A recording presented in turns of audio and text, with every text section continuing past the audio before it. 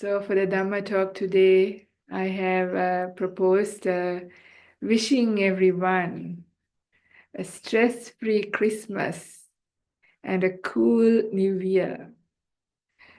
So, this is what I have been hearing that people are really, really stressed around this time of the year.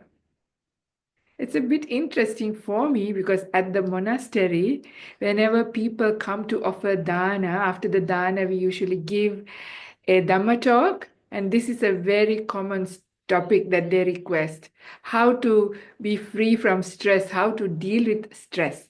So, stress is there for people who want to have it all year round.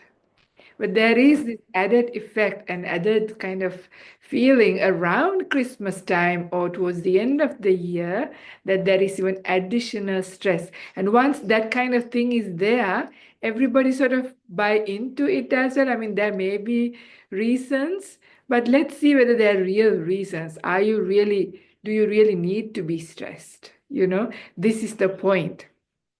And what you call as stress and why it feels that way. This is important to know. So I'm not going to talk about the things you all know what makes you stressed way too much. So I don't have to remind these things, but more interestingly, why we feel them.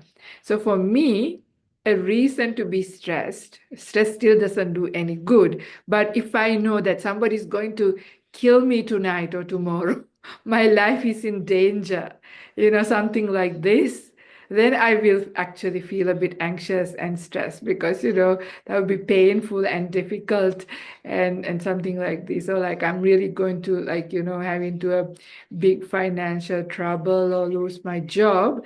Still, stress isn't helpful, but that kind of thing might bring up a little bit more stronger emotions, and fair enough as well because they are a little bit big. But think about it. For most people around this time, it's not anything that level. Yeah, it's very simple other things or having too many things that they have taken on board to do. And that is what is stressing them out, I suppose. I mean, there may be work obligations, family obligations, many Christmas parties to go, whatever it is. But this is supposed to be a time for joy, time for family, time to be happy, time to rest. Yeah, it's supposed to be the holiday time. So if you're going to be stressed, anxious, and worried, you're missing out on your holiday, right? That doesn't seem right for me because you work all year round. And for most people, this is the 2 week break. Yeah, sometimes some people don't take too many other holidays. This is their time for holiday. Yet, if your holiday feels stressful, anxious, full of worry and tiredness, well, something is not quite right. That is not fair. So you need to do something about it. Yeah. So it is important to investigate what is going on here. Why am I feeling like this? So I can make a few suggestions for you to think about and see whether this is what is happening in your life. Right? So if you actually observe and even write it down, the things that you think are giving you stress, later on at a time when you are relaxed, you will see, why was I stressed about these things? Organizing this or getting this done doesn't seem like very stressful things to be so stressful, but at the time you felt stress. The reason is because when you are tired, when you are fatigued, yeah, when that is there, when your body and mind is tired and low energy, everything is difficult. Everything takes more time. And you are more prone to make more mistakes. And that is how everything ends up becoming stressful. And why do you feel fatigued and tired, especially around this time of the year? Rest of the year also you probably do, but this time of the year. Now, this is the time, this whole month, even the month before, people start to have their Christmas parties, right? So your own Christmas party, your spouse's Christmas party, and your family Christmas party, your friend circle's Christmas party, various, clubs or associations you are involved with, that Christmas party. So many Christmas parties to go. And what do you do at Christmas parties? Eat very heavy, yummy food, right? So-called yummy, but quite heavy things like fatty, salty, sweet, um, meaty, all these kinds of things, and a lot of it as well. And maybe not the people in the audience, but generally, vast majority of the people also consume a lot of alcohol at this time of the year. And also, this is the time because they're so busy with all these parties, they miss out on going to their gym, doing their sports, their exercise, if they do any. Even that doesn't happen at this time. Instead, it's a time of indulgence. Yeah. So, time of indulging the body, so to speak. Is that real indulgence? I'm not sure because it actually leads to suffering. Because what happens when you're too full, overeaten, and you have indigestion? Because some of these foods are hard to digest. Yeah, even the Christmas cake is very heavy, very strong things. Think about it for a moment. And drunk, for the people who get drunk, you feel awful the next day. And you don't end up having good sleep. Yeah, with all of that, you're also struggling to do the rest of the stuff, like trying to wrap up your work, do your shopping, prepare all these things, write your cards, whatever else, organize your own parties, whatever else. So the real reason is really not taking care of your well-being in the right way during this time. And in fact, laxing that leads to feeling a lot more fatigued and tired, and your energy levels go down. And this can easily lead into every task being a bit more difficult, and you start to feel a bit more stressed. Think about it, whether I'm saying makes sense or not. At least I'm sure it may make sense for some people. It's easily fixed. You can take care of this thing by taking charge, yeah? Not to sort of miss out on your daily exercise, to take care of what you eat. Even at a Christmas party, you can choose, you can take care of yourself and restrain if possible.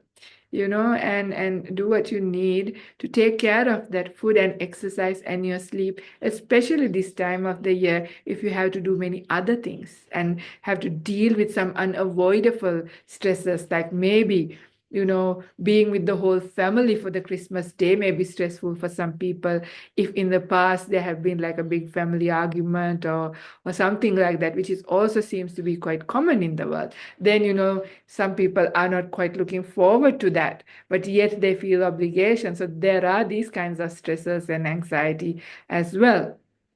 So there are things that are unavoidable and difficult, but if you are in a good state, if your mind is well, if your body is well, and if also you can meditate a little bit more during this time, all this will build up a big resilience in yourself. You're able to deal with these other things much better. In fact, you can turn around what seems stressful into acts of joy. Like there are parts that are joyful. So if you are making a meal to share with your family, have the good attitude. I'm doing this to share with my family. This is my generosity. I want to give it my best and enjoy it rather than making it like a chore.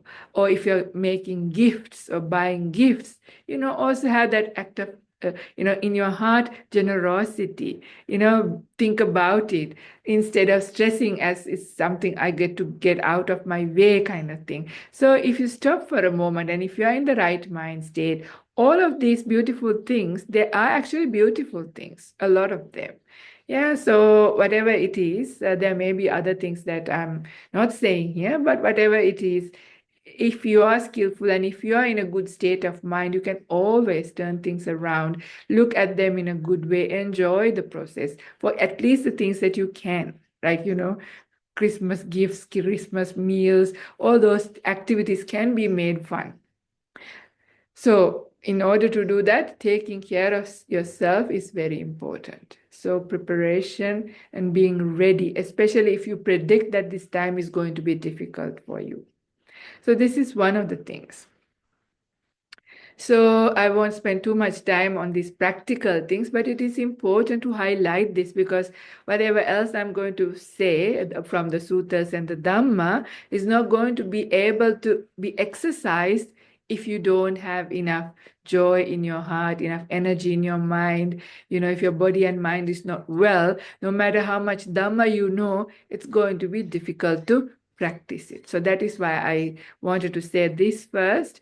So if then your mind and body is in the right place, then there are other things that we can use from the Buddha's teachings to make our life a bit easier, to lessen the stress of this time of holiday season, to make our hearts a bit more cool as we enter the new year, and to try to kind of do the right kind of things so that it becomes a new year with full of well-being, prosperity, joy, peace for everyone. Because the way we normally do things in the world is actually not quite right. Now let me get that out of the way as well before I start reading some suttas. And that is, in the world, the idea of first of all, let me talk about Christmas because that comes first. So I have been told, because I was asking people about Christmas, and in fact, long time ago, around towards the end of December in Europe, in midwinter, that was a time, it was a family time called Yule, or I don't know why, Ule is the word for the time or the day or the festival, where the family celebrated, had lots of food to eat, alcohol to drink in those countries in the typical way, and also it is the shortest day around about that time, the winter solstice. Then they are looking forward to days getting longer and looking forward to the spring coming. So that was kind of a family celebration. Now has been taken up also with the religion, but whatever it is, it's meant to be a family time, a time for sharing, time for gathering, time to be happy. Right? So it's important to remember this. Even who are non-Buddhist, some people miss out. They feel like I'm missing out, especially the children. If you are Buddhist and you feel like you are somehow missing out on something, some people are very glad that they're not missing out on anything to be peaceful in their home. But there are other people, even people have approached me and told me this. So you can remember this time that you can still celebrate with your family. It's a time because you're on holiday, on leave. So remember, this is a time to give, to share, to give affection, kindness, metta, practice all of these things, generosity, right? So remembering that you turn around your attitude towards, this time period of time. And the next one is about New Year. Now, how do vast majority of the people celebrate New Year?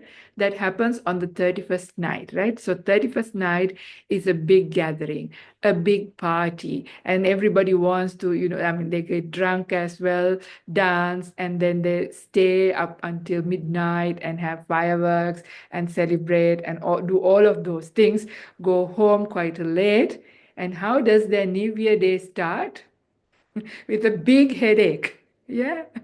Feeling really sleepy, wake up really late. The next day is very awful for many people because of what they did the night before. But unfortunately, this kind of pattern goes on in the Buddhist circles too. Now, I will be on a retreat on that day, right? And usually during this retreat also in the past, also I know that the 31st night we all stay up meditating. Yeah, and that's nothing wrong with that, of course, meditating. And we stay up till midnight and then do some chanting. It feels like, it sounds like a nice way to celebrate. But does the New Year start at midnight or does it start at the dawn? Yeah. So this is the thing. For me, I feel New Year starts with the rising of the new sun. Yeah. These are still concepts, but at the very least. But what happens when we really push ourselves to stay up really late? Again, even for the meditators, again, sometimes some of the people struggle the next morning. They're still a bit sleepy, not having had enough rest, and things like that. So you feel tired on 1st of January. So my proposal for anybody who can do this is to actually, yes, that 31st night, have in the evening, a good meditation, listen to some Dhamma, and go to sleep when you start to feel tired. And have a good night's sleep, but wake up, have an intention, a determination to wake up before the sunrise. Yeah, it's beautiful time in the morning, especially for us who are in Australia, maybe New Zealand as well. It's summertime, really long days. Yeah, the dawn, the light before the dawn is so beautiful and brilliant. Yeah, the sky is so nice. The temperature is cool. Even if it is going to be a hot day, still at that time, it's really pleasant. Nice time. So you wake up really fresh. And you can even be outside, watch the rising sun of the new year. And you can then again meditate, do some chant, listen to some Dhamma, whatever else. Yeah. And that would be such a beautiful way and full of energy. You'll be so energized that day.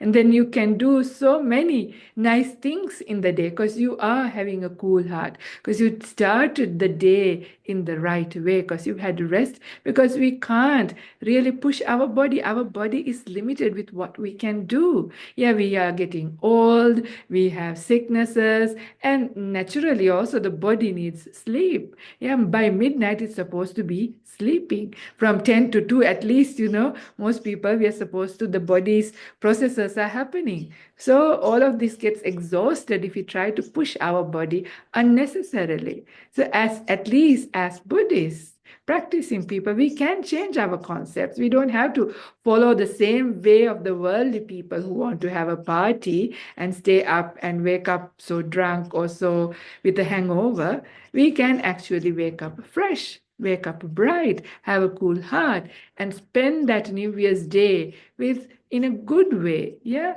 So see whether you can turn this around if possible. So let's see what happens. And these are a few practical things I wanted to say. But now I want to mention something from the suttas. So like we mentioned, this is the time that you're going to have more interactions. Yeah, you're going to be with family, you're going to meet friends. It's almost unavoidable for most people, unless the smart people who are going to go away on retreat, or who, are live by themselves and decides to be on retreat at home or whatever. It is a bit unavoidable. So this is the time that you're going to be with people. Right? So it is important to remember and recollect the Buddha's teachings on sustaining a favorable relationship. Now, this is from Numerical Discourses, that is Anguttara Nikaya, book 4, Sutta number 32. I'm going to say it by memory because it's a very small sutta, but you can read it up. It says, if you want to sustain favorable relationships, then there are 4 things to be considered, the 4 things to practice. Okay, so the first thing is generosity. So have a generous heart. Yeah, so generosity is not about just giving material gifts. Generosity of heart is also about giving beautiful compliments, not complaining about things. Instead, give compliments, give smiles, give acts of service, give kindness, give affection. Yeah, all of these things go as generosity. So think ways and be creative in how you can be generous, especially during this time when you're going to have many interactions. Remember to look at people with kindly eyes as much as possible. Yeah, it makes a huge difference. Even if you don't say a word, the way you look at a person makes a big difference to how they feel. Try and see whether you can speak words that goes to the heart. This is what the Buddha says. Yeah, words that go. Sounds really beautiful, isn't it? It's hard to do, but if we can, that's great. As many times you can do it, that's amazing. Yeah, for whoever you can do it, that's brilliant. So see whether you can speak words that are nice, kind. See whether you can restrain yourself from, snapping back or, saying the wrong thing as much as possible. So these are beautiful ways we give people, even the harmlessness, because some people worry what are they going to say, even at the Christmas dinner or lunch or whatever, if there's a heated argument starting to happen. Try to see, whether you can at least remain calm or whether you can contribute to calm and peace rather than contributing to making things worse. So these are beautiful gifts we can offer. So generosity of the heart. And the next one is endearing speech. So I already mentioned, even as an act of generosity, compliments and way of speech, but endearing speech, especially given here as a separate factor. So speech is so important because I've mentioned this before as well. And this is something I saw when I was on a highway one time, something I saw in a graffiti. It said, bombs don't necessarily kill people, but words do. And this is so true, right? This is the time. Like, sometimes just one word can be so hurtful, so painful for somebody, especially when it is coming from somebody you love, you care, you're close to.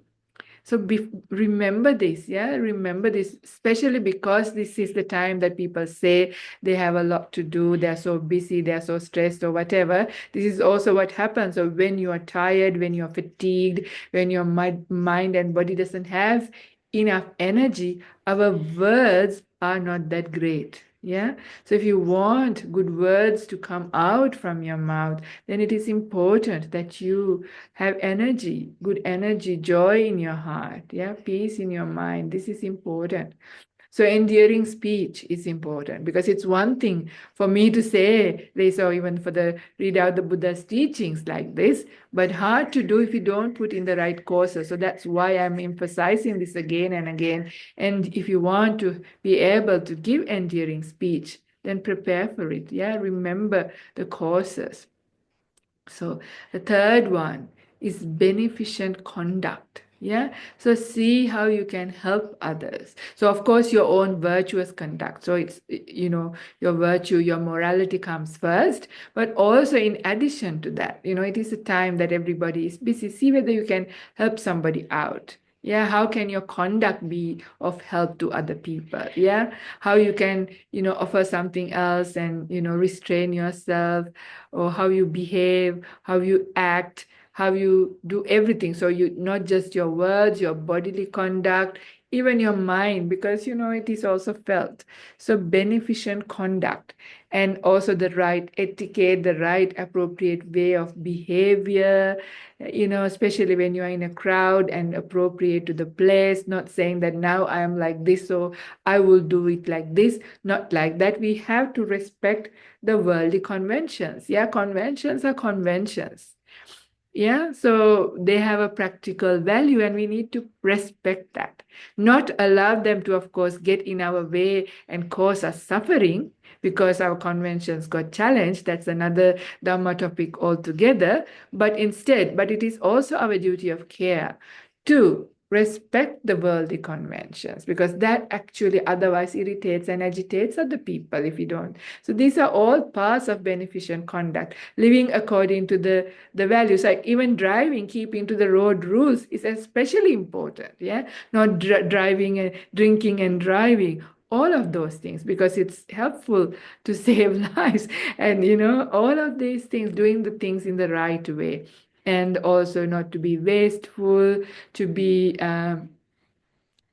take care of the environment, all of these things, whatever it is, beneficent conduct can go a long way. I will leave it for you to contemplate. Then I mentioned already few, but when you do your own reflection, so how can I improve and refine my conduct so that it is beneficial for myself. So I feel good. It's that feel good feeling from having lived your life well, done the things in the right way. So there are many things. So see, how can I do this better? What is the right way to do these things? And you can reflect from previous years, because many things that you do are repeated. So you know, and you can learn from things went wrong from the previous time. So don't repeat the same thing.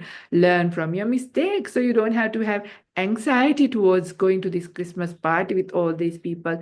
Learn from the previous one what went wrong and see how you can do something better. Do something different and see, maybe that still will go wrong, but still at least you're trying, yeah? Trying and contributing rather than only just going through with fear. And also remember the impermanence of things. People also change. So don't always project to the people exactly the same way how you know them, yeah? See with a fresh mind and open heart. Have these people change? Sometimes people do change within matter of days with some experience. So give the benefit of doubt. Remember to give the benefit of doubt. Have an open heart, yeah, and approach people not with distrust, not with disrespect, but with kindness, with openness, with giving them another chance. Yeah, this is really important. With a heart of forgiveness. These are beautiful ways to approach these kind of times, these kind of situations. So beneficent conduct will incorporate all of those things. They're related: generosity, endearing speech, beneficent conduct. And the fourth one is impartiality. Yeah, impartiality. So treating people in the right way, including people, not excluding people. Make them feel they're included, like even in the dinner table or the lunch part, whatever occasion, when you're together with people, make sure you give your time and attention to everyone. Yeah, and make them feel welcome, make them feel respected, make them feel included in the conversation, in the decision making, all of these things. It's a really beautiful thing. Even your children, include them. Yeah, don't think they are little, they don't know. Sometimes kids have very good ideas. Kids can be quite wise. They look at things from a different perspective to us. Yeah, this is very true. So it's a benefit to include them, ask for their opinion, and see and make them feel they are part of the process of organizing something, right? When you're having your Christmas party or whatever else, wherever you're going to go during Christmas time, include the family, not be the dictator. Yeah, just make people feel this inclusiveness, impartiality, treating everybody nicely is so very helpful, because this is also when people feel that they are, you know, not included, they feel that they're excluded, not treated well, then there is hurt. And these are little things that actually trigger a lot of these problems. So, respect is so important. Trust is so important. Affection is so important. Forgiveness is so important. I'm just mentioning these words only because you know what they are. We've spoken about them. So it's just to bring up into the forefront of our mind what is important, yeah, during this time. And also, bringing up gratitude is really important, especially coming towards the end of the year. Having gratitude instead of looking at what went wrong, how could I have done better. That is also important, done in the right way, but rather, first of all, take a time to see what have I achieved, what went right for me. Yeah, all the good things that people did for me, all the things that I got this year. Yeah, the whatever good health you had, whatever, opportunities you had. There's so many of those things. In fact, if you look at that and the things that went wrong, the things that went wrong are, I'm 100% sure, are lesser than everything that went right in your life. Yeah, even if you had a pretty bad year, if you say, still the days and times that you got many things right is more. So just, we are not looking at it, we ignore it, we take it for granted and just focus on the things that went wrong. And that is where, again, the stress and sadness and depression, anxiety, all that come up. So instead, make an effort to bring up gratitude, because it has to be done intentionally. Be creative about your gratitude. Even remembering your little things, like when you go to your parties, go to your gatherings and having your food silently, you can still do this beautiful reflection. In this plate of food I eat, I see the whole world supporting me. A beautiful reflection. I think this is from Thich Nhat Hanh, but it's a really beautiful way to think about, because the modern world, it's so like all about me. Like, me is echoing, me, myself, and I, my time, my money, my car, my effort, and I do things is the attitude. But it's not so, right? We can't have this plate of food, whatever it is, without so many other people contributing: the farmers, the truck drivers, the people at the shop who put them into the shelves, people at the counters, the people who cooked it, prepared it, all of these things. So many people contributed towards whatever you have, even the clothes that you wear, the shoes that you wear, everything. Your life is supported by so many people. So it is a very beautiful time to bring that idea, not just wrapping up things so you can go away, but also remember all the people who have contributed for your year that went by. Yeah, and have that beautiful feelings of gratitude. Send that out to the whole world. A beautiful thing to do on the New Year's Day in the morning when you wake up fresh. This is the time you can do it, because your mind has good energy. You are in a good mood. You have meditated, listened to a nice Dhamma talk. So you are on top of the world. So at that time, it is so easy to, bring up these things. It's also easy to forgive people. So it's really important, again, especially as Buddhists, but for everybody, I wish they would do this on the New Year's Day to make a new start, right? So you can always make a point to ask forgiveness from everybody who you need to deal with, especially your loved ones, people you're close, right? Because even the things that you did or didn't do, and you might think, I haven't done anything to ask forgiveness. But if you ask the other person, there may have been hurts because you were silent, because you didn't do something. People are so complicated. So it's never too much. And even if they say, oh no, you haven't done anything, that's all right. It's always good, just in case, to say if I have done anything. And if you do know that what you have done, then you can mention, I'm really sorry, the other day I did this, but that I really want to say sorry for that. So like that, it is so nice. And let's make a fresh start. Let's have friendship. Let's have affection. Let's have kindness and harmony, and give it another try to keep our good relationship. Yeah, this is so important. And especially if relationships got a bit ruined around Christmas time, if you lost it, because it can happen at times, at least on the New Year's Day, you can make it. Yeah. So try these things. These are so important to remember. So just reminding that Sutta, Anguttara 432 says, generosity, endearing speech, beneficent conduct, and impartiality. So remember these things, especially during this time. So there are a few things that I also want to read out something from the Sutta Nipata.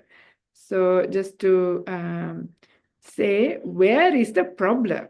So this is my favorite version of the Sutta Nipata, that is from the Khuddaka Nikaya, in the book of verses. This is in the book called Attaka Nipata, the first sutta, called The Cave, right? And this is by Leslie Fowler and Tamara Dietrich, who are Australian authors. So they use like more the normal language, and I really like it because it really gives a punching like kind of effect to the verse. And that's what the Buddha meant with verses. I mentioned this before whenever I've read from Sutta Nipata, but this is the one that I'm going to read now. Worldly desires, so hard to give up. Oh, sorry. Yeah, is this sutta? Yeah. Worldly desires, so hard to give up. Look at you, stuck in a cave, surrounded by every kind of form, sunk in murkiness, far from freedom. Is this true? Can you relate to this? How much stuff do you have at home? This is a good time to do a clean out. Give away things that you don't need. There are many people who might benefit from it. Yeah. But also, it's our desires, right? This is also the time, it is our desires that wanting things during this time and disappointed desires. Those are the things that are going to cause these feelings of stress or suffering or all kinds of emotions that are negative. So, worldly desires, so hard to give up. Look at you, the Buddha is saying, stuck in a cave, surrounded by every kind of form, sunk in murkiness, far from freedom. Yeah. So then it also shows what you have to do. And he goes further, he's really, rubbing it in. Your longings tie you up in knots. Sense pleasures snare you. You yearn now as you did in the past and will in the future. No one else can release you. You are greedy, intent on desire, infatuated by desire, mean. You are on the wrong track, heading for a bad time. You wail, what will happen to me when I die? I see you trembling with desire for a different state of mind, a sad wretch muttering in the mouth of death. Look, you are self-obsessed, flapping about like a fish in a drying creek. Quite beautiful, isn't it? Very visual. But Buddha has a very good sense of humor. This is what he sees, especially if he was alive during this time of the world. My goodness, he will be really laughing. And this was 2,500 years ago in India, not during Christmas. He's telling this, but this is so relevant even for us here right now. This is just who we are. Yeah, like bunch of fish flapping about in a drying creek, with agitated, irritated, flapping about, struggling. Why? Because of our desires, wanting things to be this way, wanting too many things. Yeah, this is the time.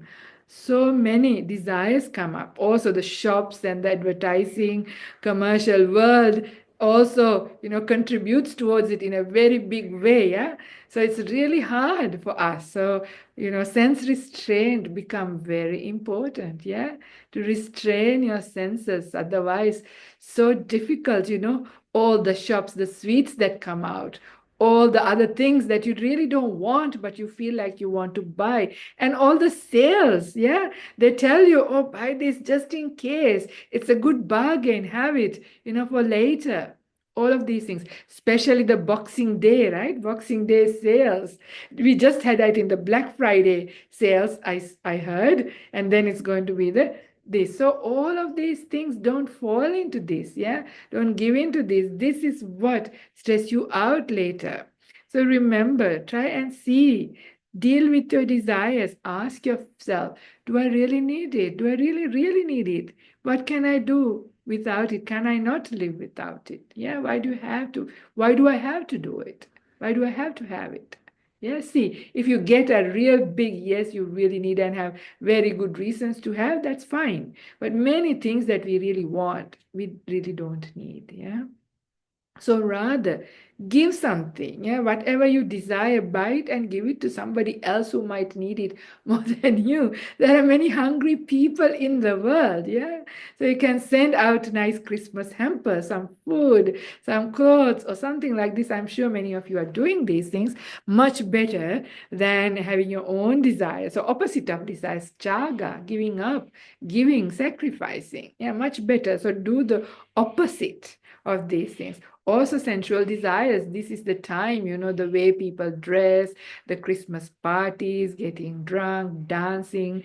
Sensuality also goes into very high levels. Also, with the food, all of these things, music, watching movies, everything. So, this is a time that they can really destroy even people who are practicing, because if they have to deal with their non-practicing family, be careful, look after yourself. It doesn't mean that you don't join them. Yeah, you can join them, but with mindfulness you can quietly, don't tell them these are useless things, this is stupid, don't tell that, but in your mind you can see. Like, I used to like dancing so much in the past, so very much. In fact, there is somebody on the audience here who knows that to be true, who still likes dancing so much. But yes, they're waving right now. So, we used to go dancing so much. But for me now, when I see a dance, especially dancing, shaking their body, I think they are like crazy people. They don't look really good. Professional dancers, maybe there is something to appreciate a little bit, but even then, what are we doing with our bodies like that? It sounds crazy. It's kind but you don't have to say that. Even if you have to dance with them, do it. But in your own mind, you can do the reflection. It's very powerful, yeah? If you have to watch a movie with them, it's really interesting when you look at a movie with Dhamma in your heart, with the right view in your heart, you see a different movie. Try this out, because each one sees their own movie. It's what how we interpret, how we project to the movie, right? So different people, that's why you get so many different reviews. We need to give a Buddhist person's review to just worldly movies. Yeah, they're just worldly Hollywood or Bollywood movies. But for Dhamma practitioners, sometimes you think maybe the director of this movie is a real good practitioner. There's so much wisdom in here. I'm sure they didn't think about it, but it's your own right view, looking and seeing either the suffering, the stupidity of things. Then you learn so much incredible things by looking a worldly movie. So I'm not telling you have to, now that you're practicing, don't do these things. It's not kind, because we are supposed to be kind. So for the non-practicing family members, it's nice to join them and do something, but you can still do it in the right way, quietly in your mind, right? So I'll tell you about a movie that I watched that was really fun and interesting, that still sticks. This is a very old movie. I don't know whether you can actually find it anymore. Its name is called Bedazzled. Yeah, I think I mentioned this in a previous talk as well. And this is just a normal Hollywood movie. I don't think the director and anybody thought too much, but there is a little bit of wisdom even in the making of the movie. And in this movie, it goes like this. So there is this man who has fallen in love with this girl, but she doesn't seem to be interested with him. But he wants to really, really have her, right? So in the meantime, she had just helped some other person who was in trouble, another lady who got into some trouble. So they helped him out. I can't really remember the details. But then this lady happened to be a witch, right? So she was very happy, and she said, I will, out of gratitude for helping me out, I would like to grant you 7 wishes or something like that. And what would you like to have? So this guy thinks about, and the thing that really she wants is this girl. So she wishes, may she be my wife. So easy. So the witch grants. So he wakes up suddenly, and of course this girl is his wife now. But she is a wife who is really, really difficult to live with, constantly arguing, constantly complaining, constantly trying to control him. So it's not a happy marriage. So then he goes back to the witch and said, look, this is not what I ask. I want a good, kind, loving wife. Okay, I'll give it that. So the next wish. So the next wife comes. This is not exactly how it is. This is just the gist of the movie. So the next time the wife comes, Yeah, she's very beautiful. She's really kind, very loving, all of that. But she's addicted to drugs, right? She's completely a drug addict. Again, there is no quality of life in their relationship. So he calls the witch again and says, "This is what I've asked for. I want a really normal, good wife who's not addicted." Okay, so the witch grants again the wish. Third time. Okay, everything is perfect. She's so loving, so kind, not demanding, not addicted to anything. Perfect kind of wife. But guess what? She's dying of cancer. So, so like that, the movie goes on. I'm not going to say this is not exactly how it was. These are some things I remember. It was from a long time. But a movie like that, it's supposed to be like a romantic comedy. But if you look at with the Dhamma, there's so much Dhamma, even about relationships, in how we project into a relationship. This is going to be my perfect relationship. It's going to be amazing. Yeah, and you know how we don't see so many other aspects to it, and this is so true. So there's so much Dhamma in that very, romantic comedy. But like that, if you actually watch sometimes these movies with a Dhamma perspective, there's so much to see, because they're all stories about people's lives and things you do. And with Dhamma, you can use that time in a good way. So this is just a skillful way to still deal with your movie watching or Christmas parties or having to dance or listen to the music. As always, as practitioners, silently in your mind, use that opportunity still to have disenchantment to this stupid sensual kind of world, things that are happening, and that's a good thing. But don't go and tell this to other people who are not ready, okay? Because that's a big mistake. It's not a compassionate thing, because not everybody is ready, right? So that's not for you to say to them, but do it silently, so still this time you don't get too distracted, too destroyed with your Dhamma practice. You can still keep your practice together as much as possible, because this is some of the concerns that many of the practitioners have. They still have family, they still have duties and have to go for these things, and they say, my goodness, after this Christmas break I really need to go on retreat to get back on track. But if you do it in the right way, then you will be okay. So there are ways in which you can still maintain your cool even during this mad, busy, crazy, very sensual time of the year. So think about these things, yeah? Take some of these on board and see and make this Christmas and New Year a bit different, yeah? And see whether you can indeed have it. Does not come from my wishing or our wishing you a Christmas or anybody a stress-free Christmas. You have to create it yourself. All we can do is highlight some important things, remind things that you already know, remind of things that are helpful. But putting that into practice is in your hands, and that's the real blessing. That is when your wishes come true, right? So therefore, then you can actually have a stress-free Christmas and a very cool new year, a cool start to the new year. Because if you start already hot, yeah, what is going to be, you're completely going to burn out the next year again and again and again, right? It's so important that you at least have a cool start to the new year. So you give yourself some time to do things in the right way. So remember, think about the Christmas, the New Year's party that you need to go. You can go for the evening part, but go home earlier if you really have to go for a party. But if you can avoid that, well, that's even better. See what you can do, of course, and see whether you can spend this Christmas and New Year in a beneficial way, in a way that is truly a blessing. Yeah.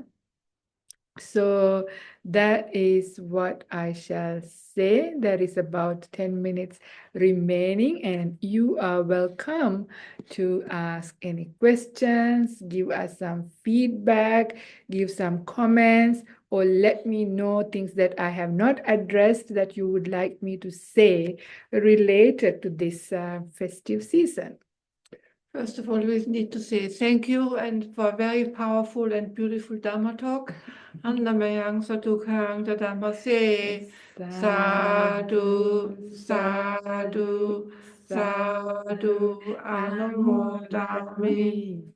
And would you like to say something about Christmas, New Year, and You have said it all. You have said it all. We just have to do it. We have to encourage each other to just actually follow the teaching, live up to it, what we are saying and we are doing. We are influencing not only other people, but we are trying to reach liberation. So please keep all that in mind and see whatever goes on outside as a confirmation of the Buddha's teaching.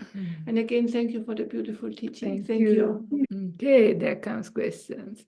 I feel that I don't attend my friend, I don't attend my friend's party.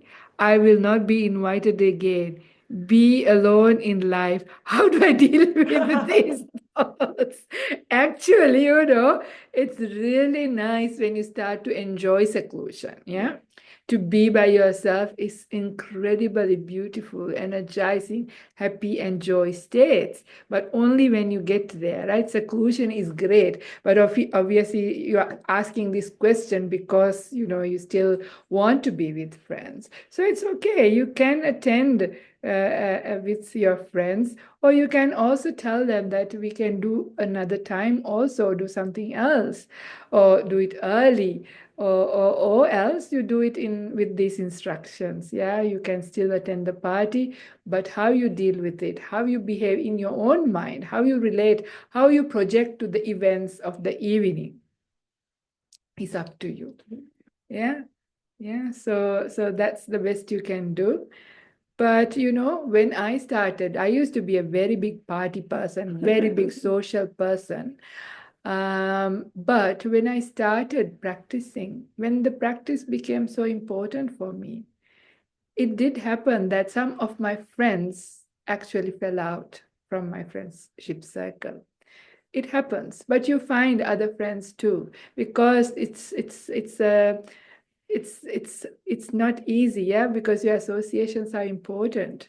So it's important to have like-minded friends as you move through life, especially when you are having your spiritual journey. It is important. Otherwise, the non-spiritual ones will drag you back. So it's like a chewing gum or a yo-yo, and it is really hard to make progress. I'm not saying, but you can still be friends, keep them in your heart, do other things, but also explain to them the difficulty, or find a good way to say a good excuse, not to lie, but good ways of explaining, expressing, and still do it in a kind way. And many people, if they're a good person, they understand. Yeah, and then you can still do something nice to show your friendship, show your affection, not just having to go to the party, but there are many other ways. You can cook for them, you can help the party, you can help to organize it, do something to show that you appreciate it, but not have to participate. So there are many ways to deal with it. But yeah. And then there's a question.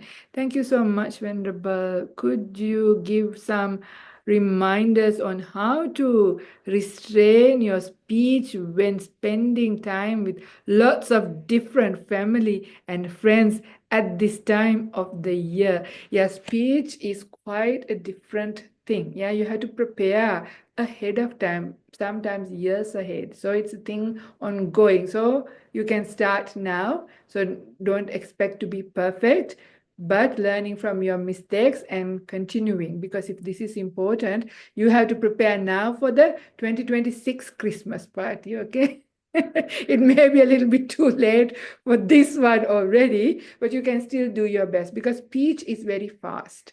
Speech comes so quickly. I don't know whether this has happened to you. Sometimes I feel that my mouth has a life on its own. It starts speaking before me, it feels like, yeah. I catch myself mid-sentence or mid-conversation and say, what am I saying? Who's talking this? This happens.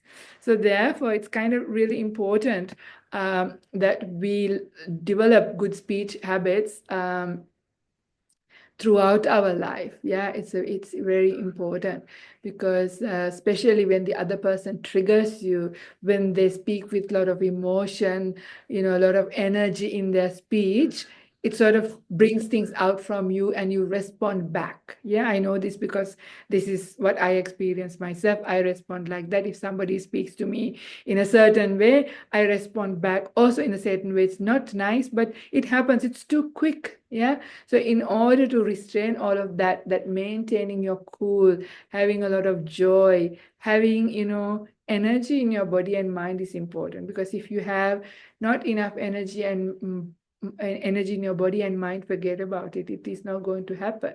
That's it. I'm not going to give you false hopes, because it's difficult when you're tired. It's especially difficult to get grumpy.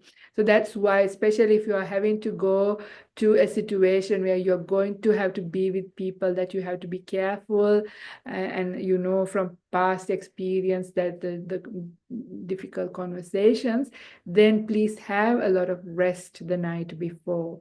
Instead of cooking, buy something. Yeah. So taking care of your rest and building up joy states is really important, because if you're fresh, you have better chance to restrain as much as possible. So determination is important. Making it important is important. So asking this question itself will help you, but it won't be 100%. It takes a long time.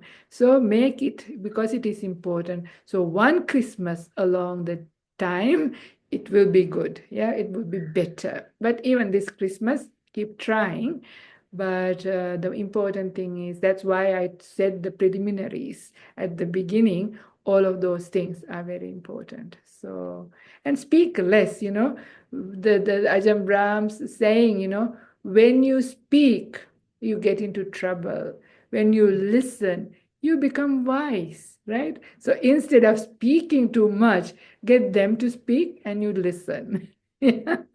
So don't have to respond if it is difficult. Find good ways to respond. So speak less, at least, yeah, until you get your act together.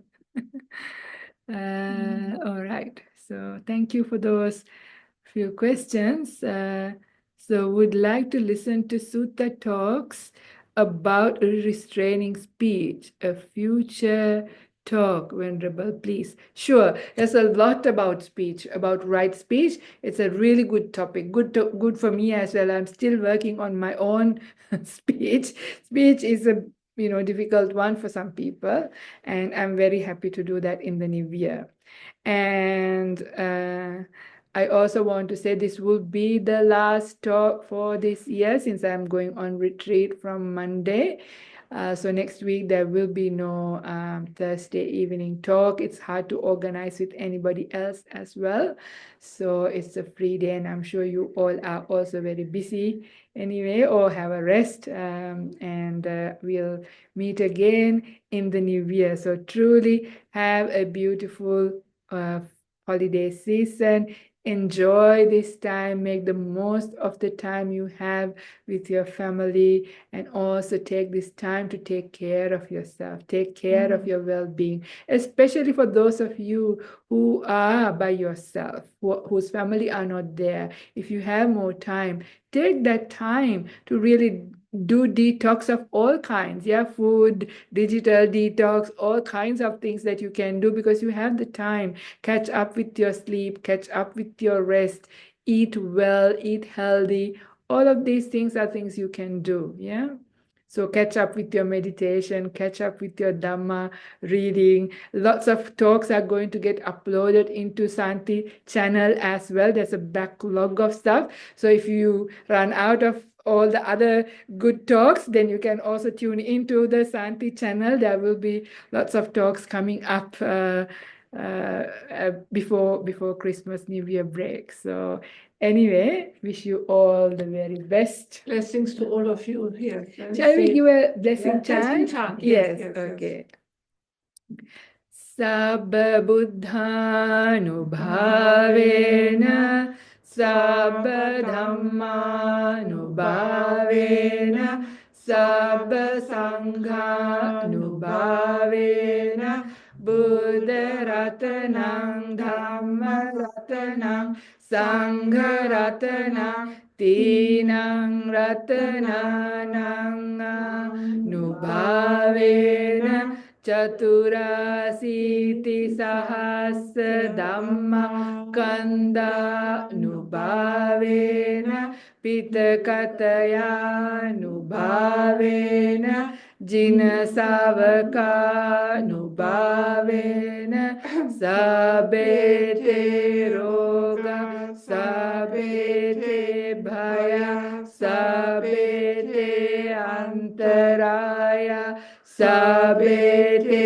upadava sabete dunnimita sabete avamangala vinasantu ayuvadako dhanavadako sirivadako yasavadako balavadako vannavadako sukhavadako hotu sabbada dukkha roga bhaya vera soka satu chupadava aneka antarayapi vinasantu ca tejasa jaya siddhi dhanam labham soti bhagyang sukhang balang siriyayucha vannocha bhogang buddhi chayasava satavasa cha ayucha jiva siddhi bhavantu te. Sadhu, sadhu, sadhu. So in brief, the meaning of this stanza in brief is may you have all the protection. So may you be safe from all the dangers, all the difficulties, even the ill health and bad omens, all of those things. So drive safely, take care, and may you have well-being. And also it is wishing you good health, long life, success in all your endeavors, and prosperity. So that's the brief meaning of that beautiful Pali chant with the blessings from the Buddha, Dhamma, Sangha, and the Tipitaka. Yeah, all the teachings. Sadhu, sadhu.